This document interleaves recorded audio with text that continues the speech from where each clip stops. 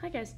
So today we're going to look at transformations of exponential and log functions. So just to review, we've looked at these briefly so far, but we're going to look at the exponential parent function versus the log parent function.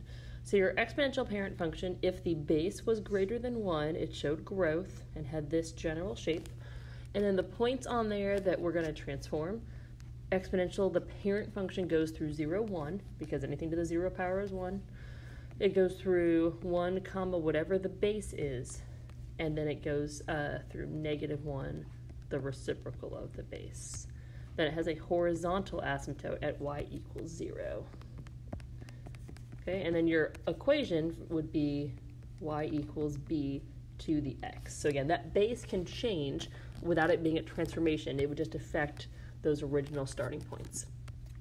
So the log parent function we talked about is the inverse of this. So as long as the base is greater than 1, okay, your log parent function would be log base b of x. Okay, so the points on this graph, I would just switch the x and y. So instead of 0, 1, it's going to go through 1, 0, base comma 1, and then 1 over the base -1. And instead of a horizontal asymptote, it would have a vertical asymptote. So there's your asymptote, and there's the shape of my log graph. It's really important to understand the asymptotes just because that makes it really easy to see which graph you have. Because once we start doing transformations, when you start reflecting these, the two shapes of the graph can actually look pretty similar. But knowing where the asymptote is makes it very, very clear in which type of graph you're actually dealing with. All right, so refreshing on transformations. So you've probably seen this earlier in the year. Over here on the left side, that is the function notation for all of your transformations. And that's just the notation in general that we use to apply our transformations. In this second column, this is what those transformations look like in an exponential function. And then in the third column, this is what they look like on a log function. Okay, it could be a log of any base, it could be a natural log. So that's just what the transformation would look like. Notice that the vertical stuff is outside of the argument, the horizontal stuff is inside of the argument. The order of transformations it won't be an issue unless there is more than one vertical or more than one horizontal. The vertical and horizontal transformations don't really affect each other in terms of order, but if there's two horizontal transformations, we need to make sure that you would do a horizontal shift before you do any horizontal stretches, compressions, or reflections. With the vertical, it goes the opposite way. For vertical, you multiply your y-coordinate first, then you would add to your y-coordinate. And we'll look at that here in a couple examples. So that first line, that is a vertical shift. And what that would do is that would change our y-coordinate. We would add the value of k. Second one, that is a horizontal shift. And because it's written in the equation as x minus h, then we would take the value of h and add that to our x-coordinate. But remember, because it's listed as minus h, it's going to be the opposite sign. So if your equation was x plus 2, we would subtract 2 from our x-coordinate. Right? If our equation was log of x minus 7, we would add 7 to our x-coordinate.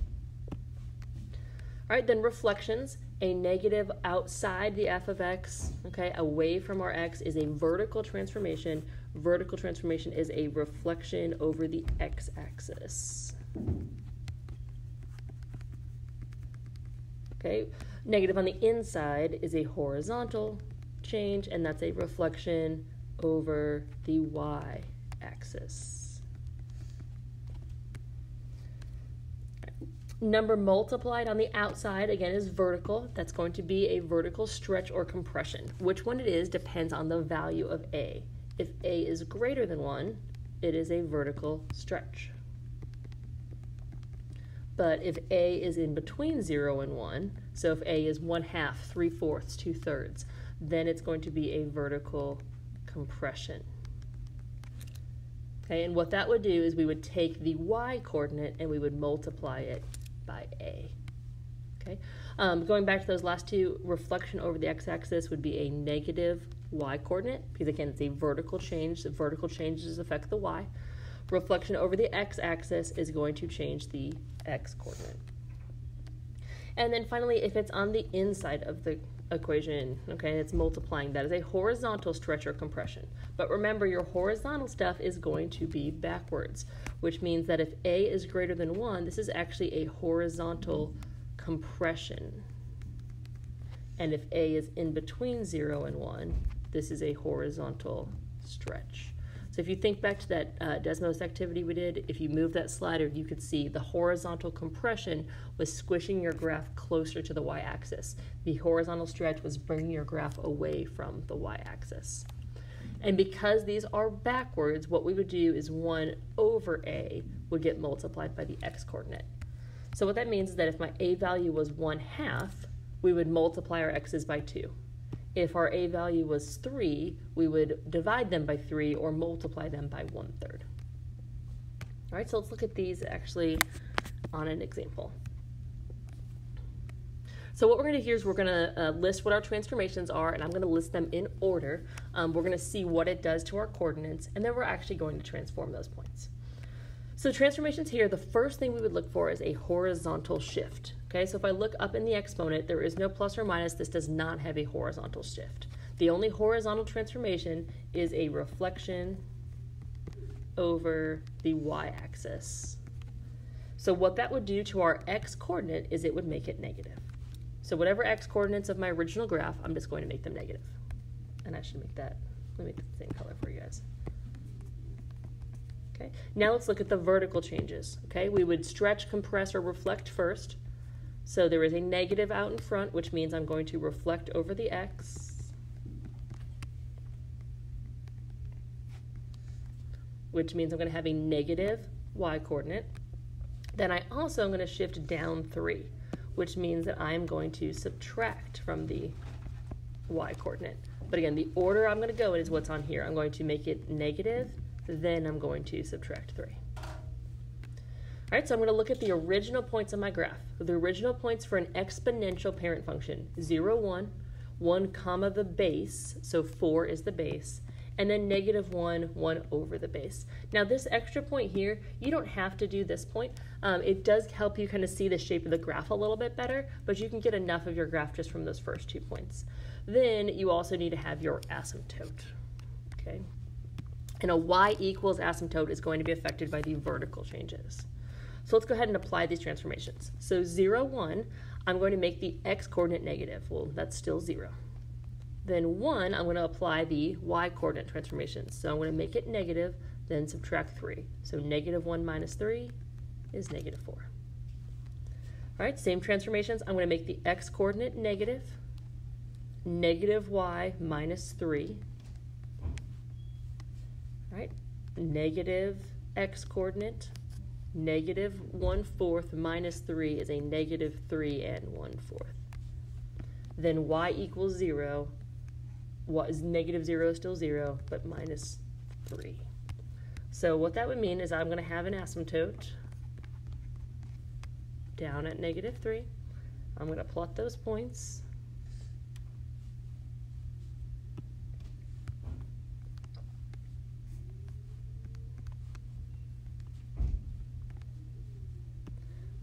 So I have 0, negative 4, negative 1, negative 7. And again, if you know the shape of your parent function and you understand your transformations, you can see that this graph is going to go this way. But if we don't know that, this extra point here, 1, negative 3/4, helps us see that that graph is going to get closer to that asymptote right there. All right. Domain and range. Okay, domain for exponential functions is negative infinity to infinity. Range for exponential functions is negative infinity to 3. And again, for these, you're going to have parentheses because there's an asymptote. It gets very close to that asymptote, and that should be a negative 3. It gets very close to that asymptote, but doesn't actually touch it. All right, so let's look at the next one.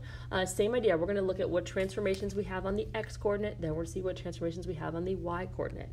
So my x-coordinate here, first thing I would do is shift. I'm going to go to the left 4. After I shift horizontally, then I'm going to reflect over the y. Okay. So what that would do to my x-coordinate, first I would take the x-coordinate and then I would go to the left 4, which means I'm going to subtract 4. After I've done that, then I'm going to make it negative. And if you look at that, there's two things you can think of to help you remember this process. If I actually distribute that negative, I'm going to get the same thing I have. But the bigger thing, when it comes to horizontal transformations, we're really trying to undo what's next to our x. So if I have negative x plus 4, if I were to try and get x by itself, the process you would use here is you would subtract 4, then you would divide by negative 1 in that order. And that's what we're doing to apply our transformations. We're subtracting 4, and then we're making it negative. All right, so now let's look at our vertical transformations. Okay, again, first for vertical is any stretches or compressions or reflections. So the first thing I would do is a vertical stretch, and then I would shift down 1. So I would do 2 times the y-coordinate, and then I would subtract 1. So let's list our original points. So the original points for log goes through 1, 0. Log goes through the base, comma 1. The base for this log, it's not listed, so if it's log and it's not listed, the base is 10. And then it's going to have a vertical asymptote at x equals 0. If you want to list the point 1 over 10, negative 1, you can. That'll give you another additional point, but if you're familiar with your shape of your parent function, you won't need that point. All right, now let's apply these transformations. So the x-coordinate, I'm going to subtract 4 and then make it negative. So 1 minus 4 is negative 3, but then negative becomes positive. 2 times 0 minus 1 gives me 3, negative 1. 10 minus 4 is 6, make it negative is negative 6. 2 times 1 minus 1 is still 1. Then x equals 0 is going to be affected by my horizontal transformations. So 0 minus 4 is negative 4, but then I make it negative, so I am at x equals 4. So here's my asymptote. Plot those points. So 3, negative 1, and then 6, positive 1. And there's my graph. Again, just looking at those transformations, you know it looks like it's been shifted and reflected, and then it's shifted down 1. Okay, and again, remember this has gone to the right, even though it looks like it's plus 4, or you would think it's left, but because of that order of the transformations, that's why your asymptote is where it is. Domain for log functions is the harder one, so left to right is negative infinity until the asymptote, which is at 4, so it gets a parenthesis. Range for logs is negative infinity to infinity. All right, if you feel pretty comfortable, go ahead, pause the video, try these next two, but I'll go ahead and work these out. So next one, transformations. First transformation would be going to the right 3. That 1/2 is going to be a horizontal stretch. Okay, that is a horizontal stretch because, again, it's the opposite. So I would take the x-coordinate plus 3, then I would multiply by 2. Again, think what you would do if you were trying to solve for this x. The process you would do to get that x by itself is you would add 3, and then you'd be left with 1/2 x equals blank. Then you would multiply by 2. Okay, so those operations that you would be doing are the operations we're going to apply to that x-coordinate. Okay, then let's look at our y-coordinate. The only thing on our y-coordinate is up 1, so all we're going to do is add 1. So original points for exponential starts with 0, 1. 1 comma the base, which is e, or about 2.7, and then it has y equals 0. So apply these transformations. So I would go through 6, 2, 1 plus 3 times 2 is 8, and then e plus 1 is about 3.7. And then y equals 0 would shift up. So here's my asymptote.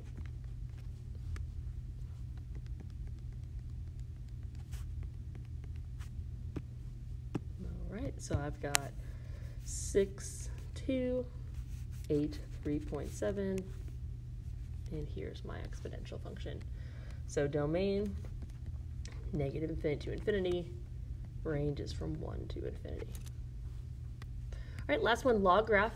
Again, it's got that 1/2. Okay, remember that's going to be a stretch, horizontal stretch, but the first transformation is going to the right one. Then I would have a horizontal stretch, by 2. So what I would do is I would take my x, I would add 1, then I would multiply it by 2. Vertically, the only reflection that I have is over the x-axis, which means I'm going to have a negative y-coordinate. So let's start with our original points. Okay, original points for log 1, 0, base, comma 1. My base here is 3, and then x equals 0. All right, so starting with that first point, okay, 1, 0, I would do 1 plus 1 times 2, and then 0 as a negative is still 0. 3 plus 1 times 2,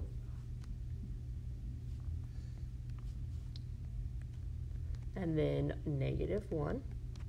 And then x equals 0 is going to be affected by my horizontal transformations, so I would add 1 and then multiply by 2, so my x equals 2.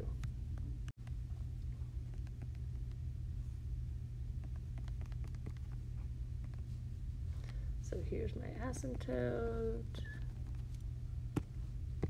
and then I've got, oops, I made my asymptote of 4, sorry about that.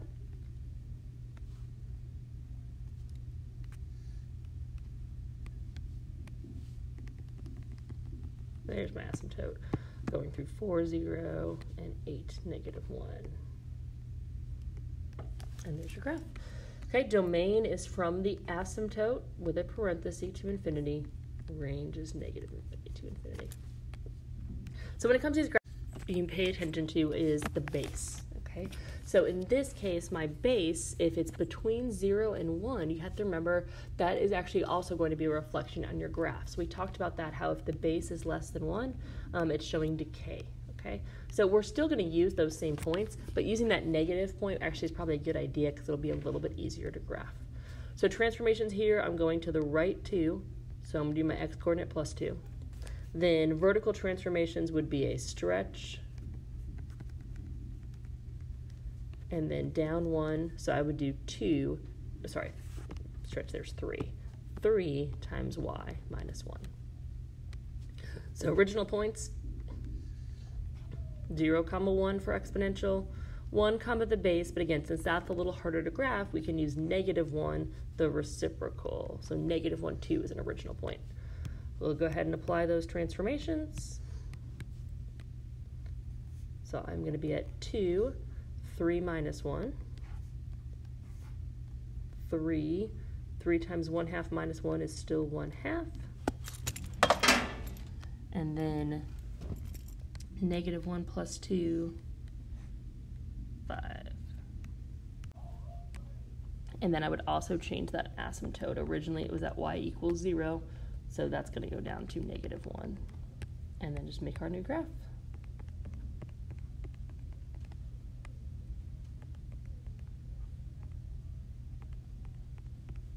So I've got 1, 5 as a point, 3, 1/2 as a point,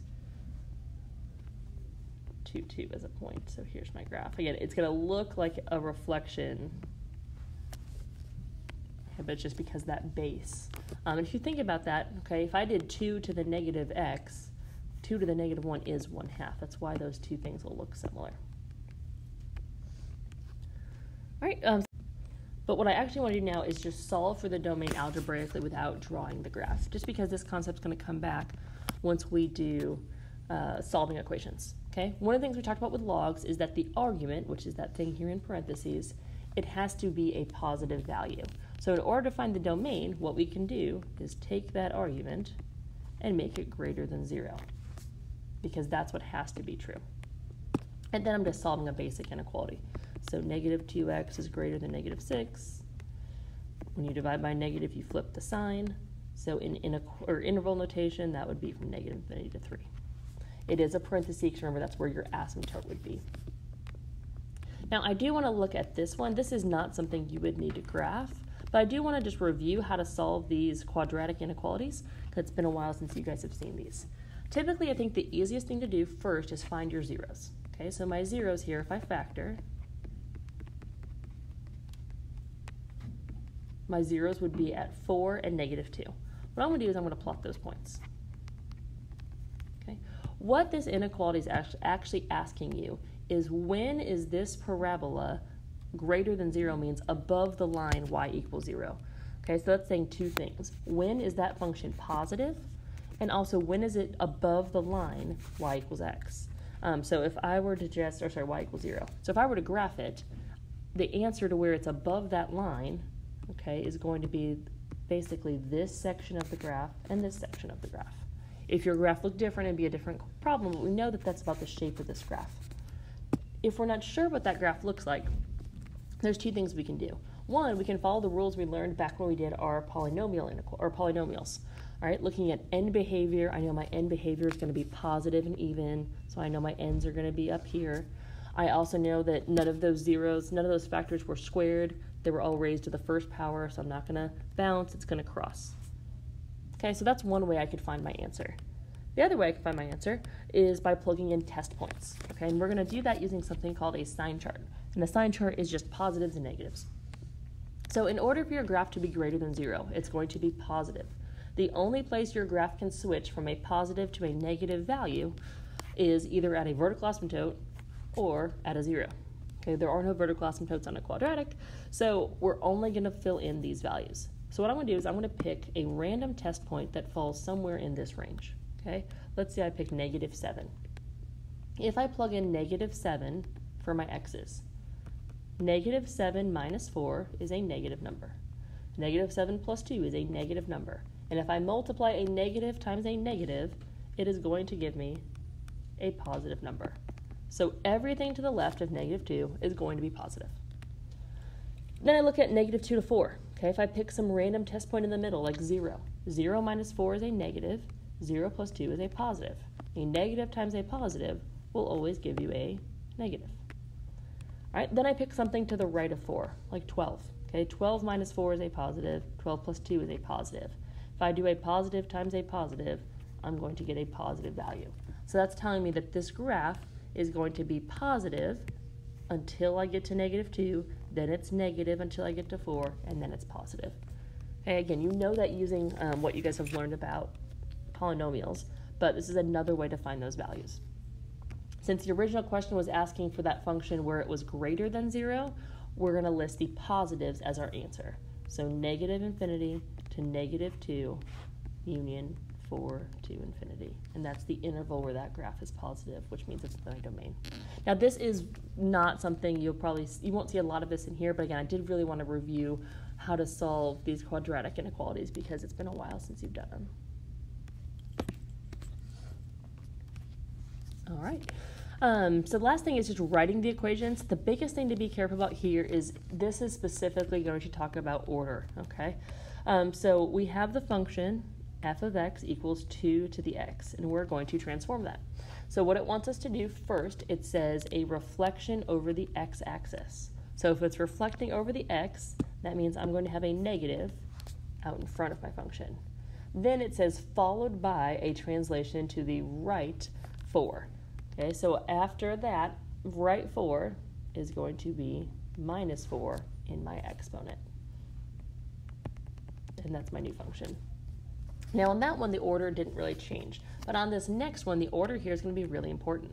It says we're going to shift up 2, then we're going to have a vertical stretch. Because of that order, we need to write this that same way. So I'm starting with the natural log of x. Then it's going to be up 2. That means I have a +2 outside of the argument. After I've done that, then I'm going to stretch it by 2. So since that's not our normal order, I would take my entire function and multiply it by 2, which means the actual function I have is 2 times the natural log of x plus 4. And that is my transform function. So when it comes to these, again, if it says followed by, make sure you follow the correct order here. And if you have to apply a transformation to the entire function because it comes second, just make sure you include your parentheses.